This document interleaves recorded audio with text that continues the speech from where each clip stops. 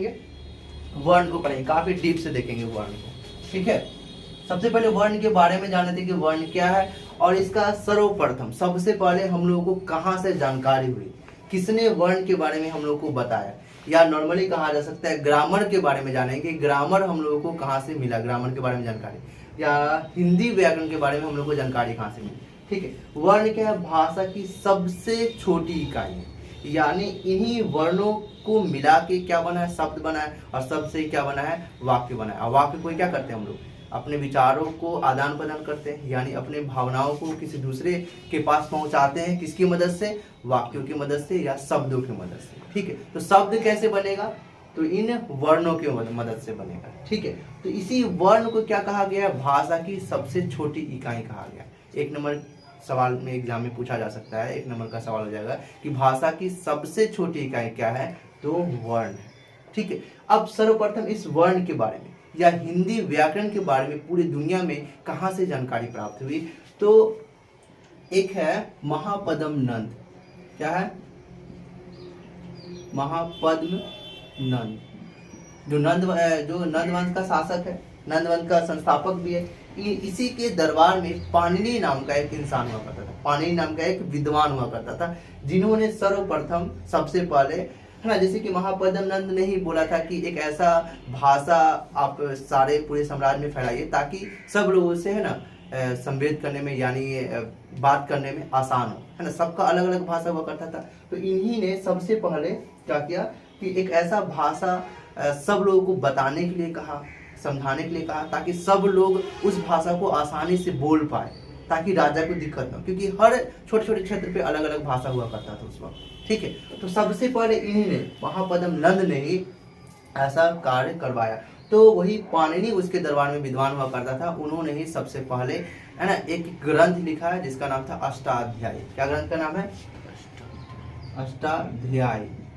सबसे पहले इसी ग्रंथ में व्याकरण से संबंधित सभी नियम कानून लिखा गया था, सभी जो भी नियम होता है व्याकरण से संबंधित सभी इसमें लिखा गया था, ताकि आसपास के सभी लोग पढ़ के और वो संस्कृत भाषा आसानी से बोल पाए, ताकि राजा से वो अपनी बातों को आसानी से बोल सके, ताकि राजा उसकी बातों को समझ जाए, है कि नहीं। और राजा को संस्कृत आ रहा है और उसको प्राकृत आ रहा है, या फिर पाली भाषा आ रहा है, या मगधी भाषा, कोई भी भाषा आ रहा है, राजा को समझ में आएगा नहीं। तो राजा एक कॉमन भाषा पूरे साम्राज्य में चलाया था उस वक्त, संस्कृत भाषा, और उसको समझने के लिए, पढ़ने के लिए कुछ ना कुछ तो नियम होगा ना, उसी नियम को लिखवाया था किससे, पाणिनि से। किससे, पाणिनि से। तो ये पाणिनि विद्वान है। तो कहा जा सकता है हिंदी व्याकरण के जनक या फादर किसे कहा गया है, तो पाणिनि को कहा गया है। इन्हीं ने सर्वप्रथम अपने पुस्तक अष्टाध्यायी में हिंदी ग्रामर से संबंधित नियमों को लिखे थे।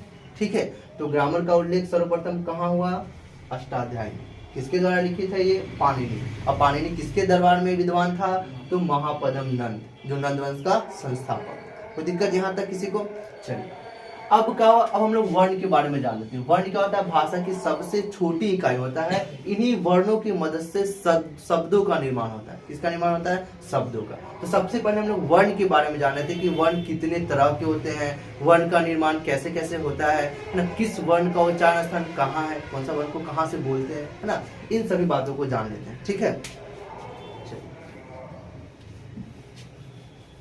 देखिए वर्ण जो है भाषा की सबसे छोटी इकाई है, जिसे खंड या टुकड़ा नहीं किया जा सकता। अ है, इसको खंड कर सकते हैं, नहीं कर सकते हैं। आ है, इसको भी खंड कर सकते हैं, नहीं कर सकते।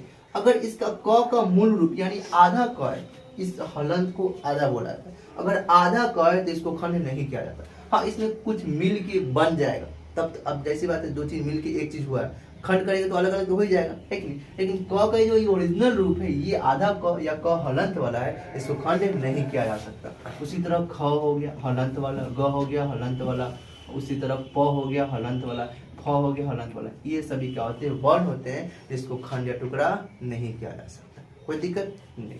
हिंदी व्याकरण में वर्णों को दो भागों में बांटा गया। कितने भागों में बांटा गया है, दो भागों में बांटा गया है। एक को बोला गया है स्वर वर्ण, एक को बोला गया है व्यंजन वर्ण। क्या बोला गया है, व्यंजन वर्ण बोला गया है।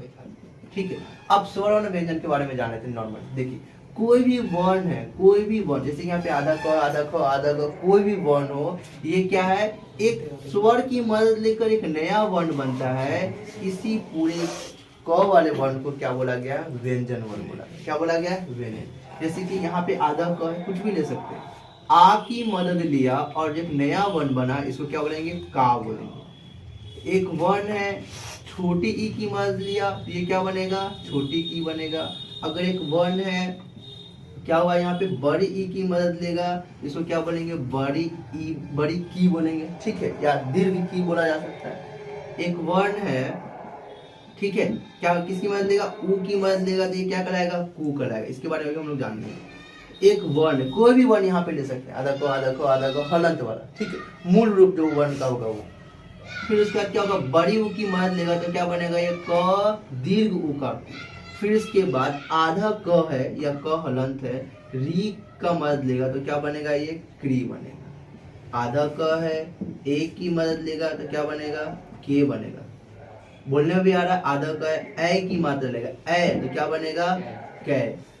आधा क है, ओ की मदद लेगा तो क्या बनेगा, यहाँ पे ओ बनेगा। आधा क है, यहाँ पे औ की मदद लेगा, औ की तो क्या बनेगा, यहाँ पे क बनेगा। अब देखिए यहाँ पे दो बात समझने वाली बात है कि यहाँ पे क है, छोटी ई का मदद लिया तो की बना। यहाँ पे आधा क है, बड़ी ई का मदद लिया तो बड़ी की बना। देखिए यहाँ पे ये भी क है, ये भी ई है, और ये भी क्या है, ई है, दोनों सेम है। इसमें कुछ लग गया तो जाहिर सी बात है बड़ी ई होगा, छोटी ई होगा। कुछ लग गया तो बड़ी ये कहलाएगा, नॉर्मली कुछ लगा नहीं तो छोटी है कि नहीं। चलो, छोटी को कहा गया हरस्व, संस्कृत में क्या कहा गया, हरस्व कहा गया। क्या कहा गया है, हरस्व कहा गया। अब बड़ी को क्या कहा गया है, दीर्घ कहा गया। क्या कहा गया, दीर्घ कहा गया। इसको बड़ी ई भी कहा जा सकता है और दीर्घ ई भी कहा जा सकता है। इसको छोटी ई भी कह सकते हैं और हर्ष ई भी कह सकते हैं, ठीक है। अब देखिए, छोटी कोई भी चीज है, वो पीछे होगा या आगे होगा, बड़ा की तुलना में। जाहिर सी बात है, बड़ा है तो आगे होगा, है कि नहीं।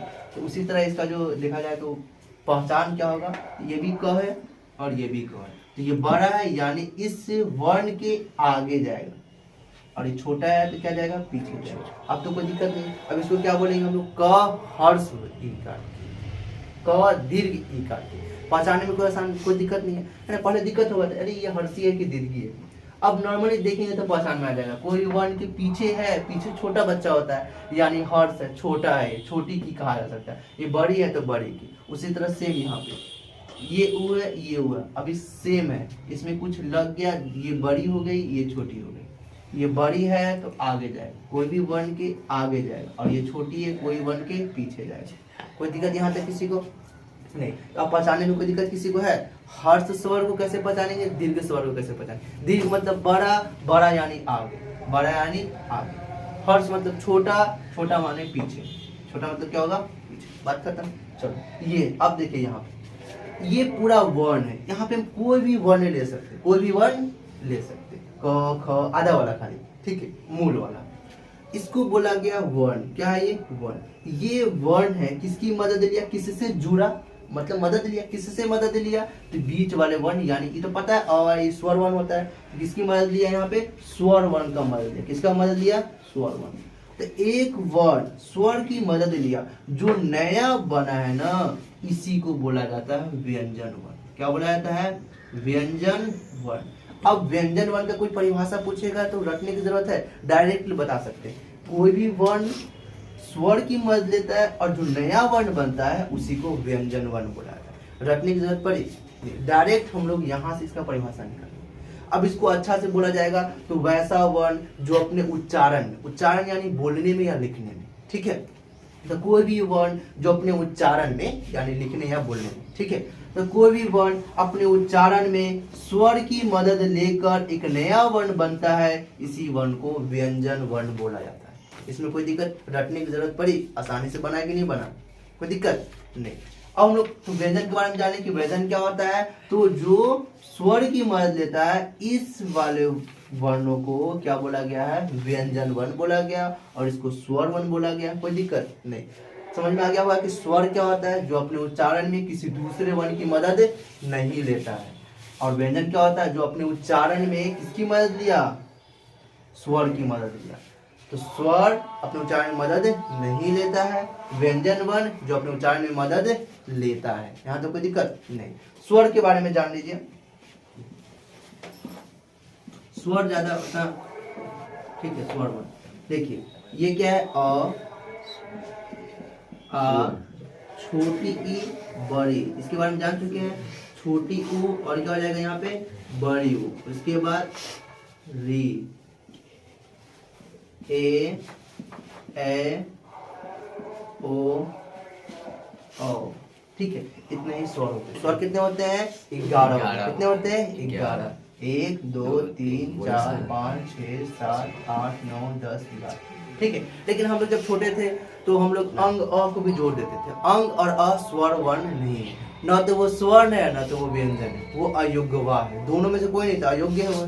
ठीक है, इसको अयोग्यवाह बोला गया है। ठीक, उसके बारे में हम लोग देखेंगे, लेकिन नॉर्मली समझ लीजिए स्वर वर्ण की संख्या कितनी है, 11 है। कौन कौन, अ आ छोटी यानी हर्ष ई, दीर्घ ई, हर्ष उ, दीर्घ उ, री या री, ए ओ। ये कितने हो गए हमारे स्वर वर्ण हो गए, 11 हो गए। इसमें ये अ, छोटी ई, उ और री, ये गोला वाला जो है इसको बोला गया है हर्स्व स्वर। क्या बोला गया है, और ये वर्ण का प्रकार है इसलिए वर्ण। इसको क्या बोला गया है, हर्स्व स्वर वर्ण। किसको, अ को, छोटी ई को, छोटी ऊ को और री को क्या बोला गया है, हर्ष स्वर वर्ण। उसके अलावा बच गया 7, इन 7 वर्णों को बोला गया है दीर्घ स्वर। क्या बोला गया है, दीर्घ स्वर। तो एग्जाम में पूछा जा सकता है कि दीर्घ स्वर की संख्या कितनी होती है, तो क्या बताइएगा, 7। 1 2 3 4 5 6 7। तो ये 7 जो है क्या है, दीर्घ स्वर। और ये गोल वाला जो है 4, कितने हैं, 4। तो यहाँ से एग्जाम में सवाल आता है कि हर्ष स्वर की संख्या कितनी है, 4। दीर्घ स्वर की संख्या कितनी है या स्वरों की संख्या कितनी है, 7। कौन कौन है, तो आ, बड़ी ऊ यानी दीर्घ ई, दीर्घ उ, ए ओ। ये दीर्घ स्वर कराते हैं, इसकी संख्या 7। यहाँ तक कोई दिक्कत नहीं। अब लोग यहाँ पे हम लोग एक बात जान लेते, देखिए क में अ जुड़ा नॉर्मली क बना, आधा क में अ जुड़ा नॉर्मली क्या बना, यहाँ पे क बना। उसी तरह यहाँ पे क में आ जुड़ा क्या बना, क बना। इसका मात्रा क्या है, तो ऐसे यहाँ पे क है तो यही ना मात्रा जुड़ा है, इसको मात्रा बोला है। क्या बोला जाता है, मात्रा। ये किसका मात्रा है, आ का मात्रा। ई का भी मात्रा होगा, ई का मात्रा कैसे होगा, ऐसे होगा, होगा कि नहीं होगा, यही ना जुड़ा है इसमें। यहाँ पे नॉर्मली क्या था, क था, तो यही ना जुड़ा है, इसको क्या बोला गया है, ई की मात्रा बोला गया। और ये क्या है, तो बड़ी ई की मात्रा, इस टाइप का, कोई दिक्कत यहाँ तक। और ये क्या है, नीचे से ऐसे है तो छोटी ऊ की मात्रा, और ये क्या है, तो बड़ी ऊ की मात्रा। और ये क्या री है यानी री की मात्रा। ठीक है, और ये क्या ऊपर में है यानी ऐसे क लिखा हुआ है ना, तो ये हटा देंगे तो क्या हो जाएगा, ये ए की मात्रा। और इसे क्या बोलेंगे हम, ए की मात्रा, रूट है कि नहीं। और ये क्या है, ऐसे लिखा हुआ है यानी क को सी मिटा देंगे तो पता चल जाएगा कि ये क्या है, ऐसे है यानी ये क्या है, ओ की मात्रा। और यहाँ पे क्या होगा, डबल होगा, ये क्या होगा, ओ की मात्रा। तो यहाँ से एक और सवाल एग्जाम में पूछा जाता है कि आ की मात्रा, छोटी ई की मात्रा, दीर्घ ई की मात्रा, छोटी ऊ की मात्रा, बड़ी ऊ की मात्रा, री की मात्रा, ए की मात्रा, ए की मात्रा, ओ की मात्रा, यहाँ पे क्या है, औ की मात्रा। कुछ याद करने की जरूरत नहीं पड़ेगी। गिनो तो कितना हुआ, 1 2 3 4 5 6 7 8 9 10। तो एग्जाम में सवाल पूछा जाता है कि मात्राएं कितने होते हैं, तो कितने होते हैं, 10 होते हैं। रखने की जरूरत पड़ी नहीं, नॉर्मली हम लोग को पता चल गया कि भाई क में तो कोई मात्रा लगा है नहीं, नॉर्मली क है। तो स्वर कितने होते हैं, 11 होते हैं। तो 11 होते हैं जिसमें से क का कोई मात्रा ही नहीं है, तो 10 वो है, तो 10 का तो मात्रा है ना, तो यानी मात्राएं कितने हो गए, 10 हो गए। यही एग्जाम में सवाल पूछते हैं और गलत कर देते हैं। रटने की भी जरूरत नहीं पड़ी, आसानी से पता चल गया कि मात्राएं कितने होते हैं, 10 होते हैं।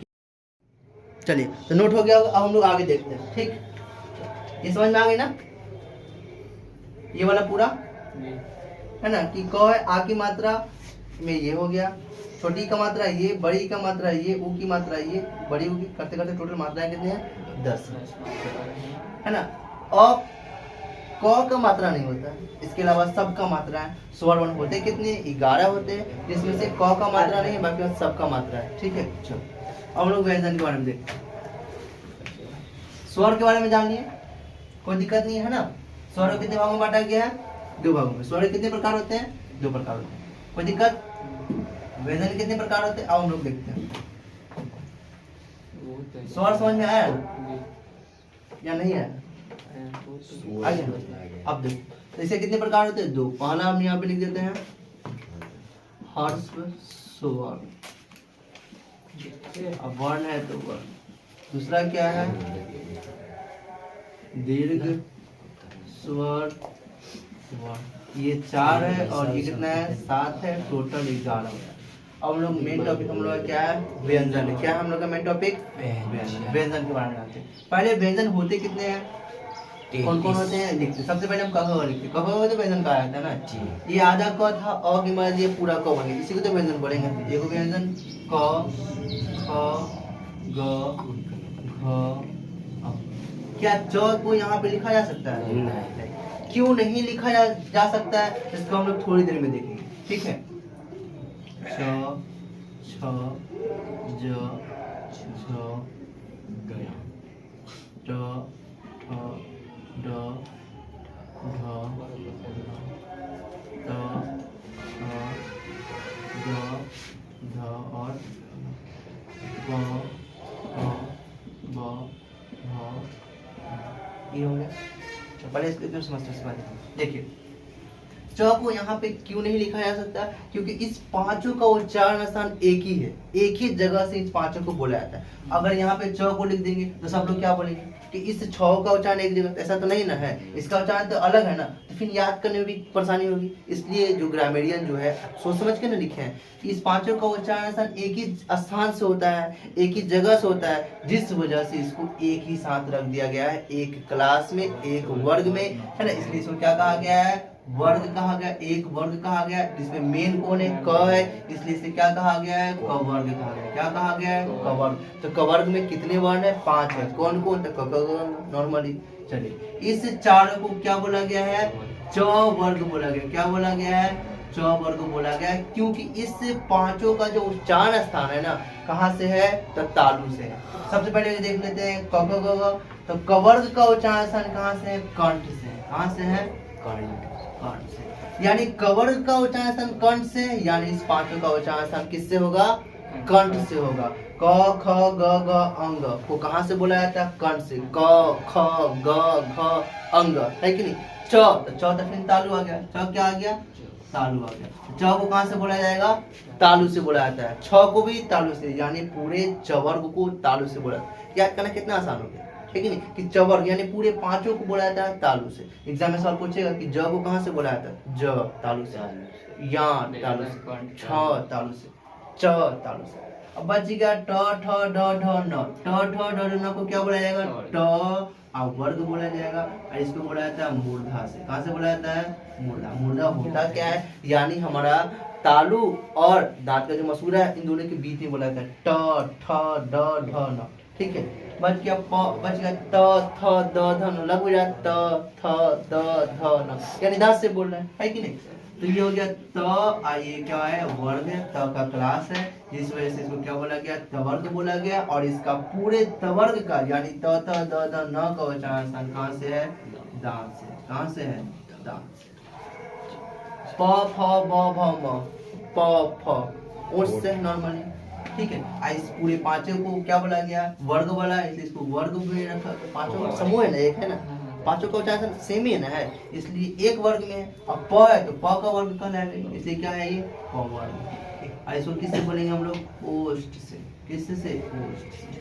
इस पांचों को बोलने के समय, उच्चारण करते समय किसी न किसी हमारे मुंह में कहीं ना कहीं जगह पे टच हुआ या नहीं हुआ? टच हुआ है ना, जिस वजह से इन सभी को बोला जाता है स्पर्श व्यंजन। क्या बोला जाता है? स्पर्श व्यंजन। अब कोई पूछेगा कि इसको स्पर्श व्यंजन क्यों बोला जाता है, तो आप नहीं बता सकते हैं क्यों इस 2500 को स्पर्श व्यंजन बोला जाता है? क्योंकि इस पांचों 2500 को स्पर्श करते समय, बोलते समय, क्या करते समय? बोलते समय हमारे मुंह में जो उच्चारण जगह है, 6 उच्चारण जगह है, इन 6 जगह में से किसी न किसी को टच करता है। जैसे कि कंठ को टच किया, ये पांचों तालु को, ये पांचों मूर्धा को, ये पांचों दांत को, ये पांचों ओष्ठ को, इसलिए इसको क्या बोला गया? स्पर्श व्यंजन। स्पर्श का मतलब क्या होता है? टच। टच किया ना, इसलिए इसका नाम क्या पड़ गया, स्पर्श। एक और बात, ये पांचों वर्ग वाला है, ये भाई एक समूह में है, उच्चारण स्थान कंठ है इसलिए इसको एक वर्ग बोल दिया, क वर्ग बोल दिया गया। तो इस पांचों वर्गीय वाला ना है, इसलिए इसको वर्गीय व्यंजन भी कहा जाता है। क्या कहा जाता है, वर्गीय व्यंजन भी इसको कहा जाता है, ठीक है। और ये होते कितने हैं, 25। कितने होते हैं, 25। इसके बाद आ जाता है, हो जाता है य, र, ल और व।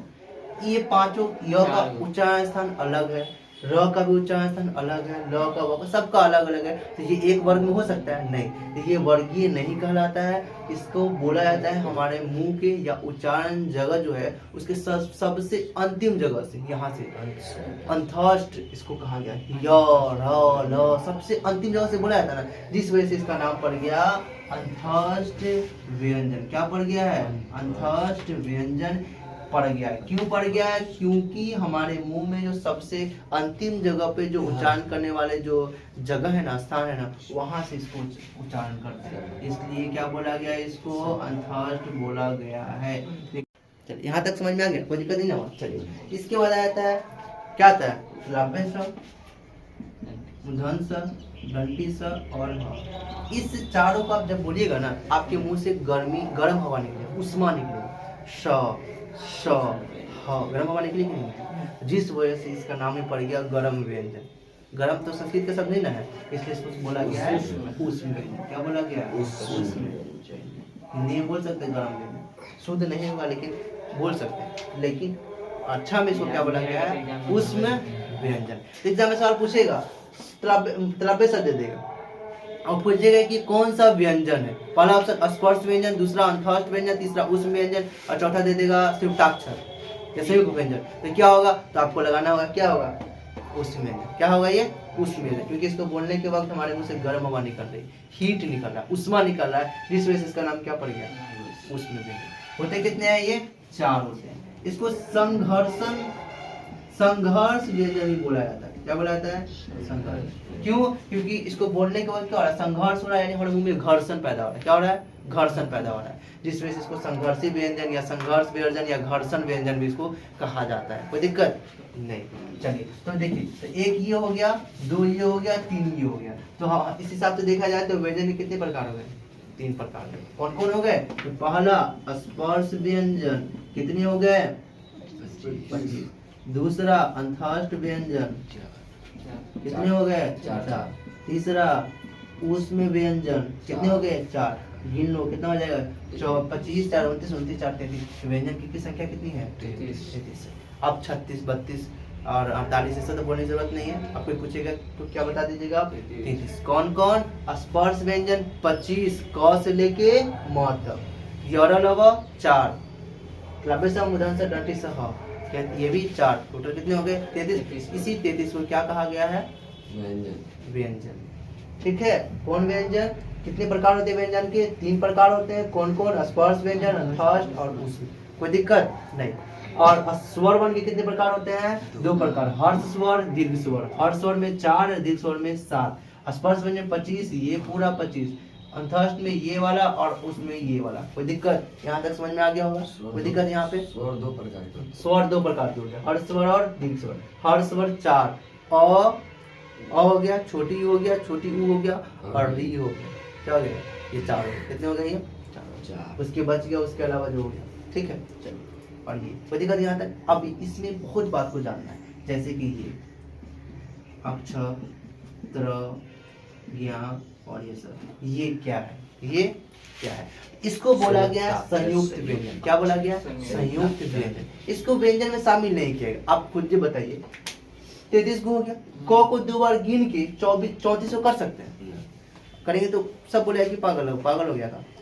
34 को कर सकते हैं, नहीं। उसी तरह ये जो अक्षर बना है, पता हुआ कि 2 गो व्यंजन मिलके बना हुआ और एक स्वर, अब देखिए क्या है, सबसे पहले ये आधा क है, अब प्लस पूरा स कैसे बना, मतलब स्वर जो जुड़ेगा तभी तो यानी आधा क, आधा स प्लस अ मिल के पूरा ये अक्षर बना। क्या बना, ये अक्षर बना। तो देखिए ना, एक वर्ण, दूसरा वर्ण, तीसरा स्वर वर्ण, 2 या दो से अधिक वर्णों के मेल से जो बना है उसको क्या बोला जाता है? संयुक्त व्यंजन। क्या बोला जाता है? संयुक्त व्यंजन, या इसको संयुक्ताक्षर बोल दीजिए, संयुक्ताक्षर या संयुक्त अक्षर ही बोल सकते हैं, क्योंकि ये अक्षर है। वाकई में देखा जाए तो ये व्यंजन तो नहीं कहला सकता है, लेकिन कह सकते तो कोई दिक्कत नहीं है, लेकिन व्यंजन ये नहीं कहलाएगा। क्यों नहीं कहलाएगा? क्योंकि यहाँ पे क है, यहाँ पे क्या है? स है। इन दोनों को काउंट करके ना 33 को पूरा है। फिर दोबारा काउंट करेंगे क को और 100 को, तो फिर दोबारा काउंट करेंगे तो दोबारा काउंट किया जा सकता है का? तो दोबारा काउंट तो अंकों को भी करेंगे तो देखा जाए तो कितना हो जाएगा? 66 हो जाएगा, 66 हो जाएगा। और फिर दोबारा भी कर सकते हैं, है क्या? तो नॉर्मली देखा जाए तो एक ही बार ना कोई चीज को काउंट किया जाएगा पुराने के लिए। तो देखा जाए तो हमारे पास 33 ही व्यंजन होते हैं। ये जो है संयुक्त अक्षर है। संयुक्त क्या है? अक्षर। संयुक्त यानी दो या दो से अधिक अक्षरों को मिला के, दो या दो से अधिक वर्णों के मिला के, या दो या दो से अधिक व्यंजनों को मिला के एक साथ कर दिया गया है, जिस वजह से इसका नाम संयुक्त व्यंजन या संयुक्त अक्षर या संयुक्त वर्ण कहा गया है। क्या कहा गया है? संयुक्त व्यंजन, संयुक्त अक्षर या संयुक्त वर्ण कहा गया है। कोई दिक्कत यहाँ तक में नहीं? इसको संयुक्त व्यंजन कहा जा सकता है, कोई दिक्कत नहीं होगा। लेकिन व्यंजन में स्पेशल से इसको काउंट नहीं कीजिएगा, क्योंकि एक प्रॉपर ये स्वतंत्र ये कोई अक्षर नहीं है। ये दो तीन से मिल के बना, अब इसी में से दो तीन से मिल के एक नया बन गया, उसको दोबारा तो काउंट नहीं ना करेंगे हम, जिस वजह से 33 ही व्यंजन होते हैं। और इसको कहा गया संयुक्त वर्ण या संयुक्त व्यंजन या संयुक्त अक्षर कहा गया है। ठीक है। त्र जो है ये आधा त और पूरा र मिल के बना। पूरा र को तो ऐसे भी लिख सकते हैं, अब पूरा र को तो बनाया भी जा सकता है ना। आधा र प्लस और जोड़ देंगे पूरा तो बन ही जाएगा ना। नहीं तो स्वर जोड़ ही गया था, पूरा तो हो ही गया ना। कोई भी वर्ण होता है ये वास्तविक में आधा होता है, इसमें हम स्वर जोड़ दिए, कोई भी अगर आ जोड़ देंगे तो क्या बन जाएगा? का बन जाएगा? ये पूरा स्वर कहलाएगा। अगर अ जोड़ेंगे तो पूरा क कहलाएगा, तो ये क्या हो जाएगा? स्वर हो जाएगा, व्यंजन हो जाएगा। क्या हो जाएगा? पूरा व्यंजन हो जाएगा। क पूरा हो गया। क बना कैसे? तो क का तो वास्तविक रूप ये है, लेकिन डायरेक्टली हम लोग ये वाला जानते हैं, है कि? उसी तरह यहाँ पे देखा जाए तो र लिखा हुआ है, ऐसा र लिखा हुआ है, लेकिन इसका वास्तविक रूप कैसा है? ये वाला है, आधा र प्लस अ, ये वाला वास्तविक रूप है। अब मिल के बना क्या? ये तो पूरा ये र बना है, पूरा र। ठीक है, तो ये यहाँ पे पूरा र लिख दो तुम, या ऐसे लिख दो, बात बराबर। बात क्या है? ठीक है, क्योंकि ये पूरा है तो पूरा यहाँ पे करने के लिए और डालना पड़ेगा, नहीं तो पूरा लिख दो। चलो ठीक है। तो त्र बना कैसे है? तो तीन वर्णों के मेल से बना हुआ है। दो को क्या है? नॉर्मली देखा जाए तो अभी वर्ण है, लेकिन तो क्या कहलाएगा? वर्ण कहलाएगा। र पूरा तो र व्यंजन वर्ण कहलाएगा, यानी दो या दो से अधिक वर्णों के मेल से जो बना है उसको संयुक्त व्यंजन, संयुक्त अक्षर या संयुक्त वर्ण या संयुक्त अक्षर कहा गया। कोई दिक्कत नहीं। ज्ञा कैसे बना है? ज्ञा कैसे बना है? आधा ज और पूरा या, आधा ज और पूरा यहाँ से क्या बना है? ज्ञा बना है। असल में इसका उच्चारण जो होता है क्या होता है पता है? ज्ञा होता है। क्या होता है? लेकिन नहीं, परिवर्तन के साथ गलत बोलते तो है ना, एक जैसा आता है कि वही सही हो जाता है। उस हिसाब से इसको हम लोग ज्ञान पढ़ देते हैं या ज्ञान पढ़ते हैं। न जुड़ता है तो ज्ञान होना चाहिए, हम लोग ज्ञान पढ़ते हैं, है कि नहीं? तो वही सही लगता है। अब वही सही, अब हम लोग को लगता है क्या वही सही बन गया है कि नहीं? लेकिन वाकई में अगर इसका असल में अगर उच्चारण देखा जाए तो क्या होगा? ज्ञा होगा। उच्चारण बोलने का तरीका, सही तरीका ज्ञा होगा। कोई दिक्कत? ज और यहाँ से बना है, ज और किससे बना है? यहाँ पे यहाँ से बना, कोई दिक्कत नहीं। इसके बाद यहाँ पे क्या हो गया? स है। यहाँ पे क्या हो गया? ये स। यहाँ पे क्या है? स, यानी तलाब्बे स, आधा तलाब्बे स, और र क्या होगा? पूरा होगा। र क्या होगा? पूरा होगा। ठीक है, तो स और पूरा र से बना है, तो क्या कहा गया है? स्र कहा गया। क्या कहा गया है? स्र कहा गया है। कोई दिक्कत नहीं। तो एग्जाम में सवाल पूछा जाएगा कि अक्षर किस किस वर्णों के मेल से बना हुआ है? तो आधा क और पूरा स के मेल से क्या बना है? ये अक्षर। त्र कैसे? आधा त और पूरा र, या ज और पूरा या, स्र आधा स पूरा र मिले क्या बना है? अक्षर बना है। यानी नॉर्मली समझिए ना, इसमें जो शुरू का जो होता है ना वो सब आधा आधा होता है। सब क्या होता है? अब बात का पूरा पूरा बात क्या होगा? यानी नॉर्मली देखा जाए अक्षर कैसे बना है? तो आधा क और पूरा स, ऐसे इसको मिला, इसी को क्या कर दिया गया है? एक साथ मिला के ऐसे कर दिया। समझ में बात है? त्र मतलब आधा त और पूरा र, इसी को क्या कर दिया गया?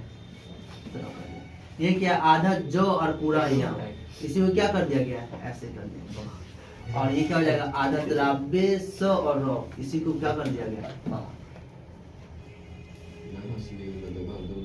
इसे क्या कर दिया गया? ऐसे कर दिया। तो ये हो गया टोटली।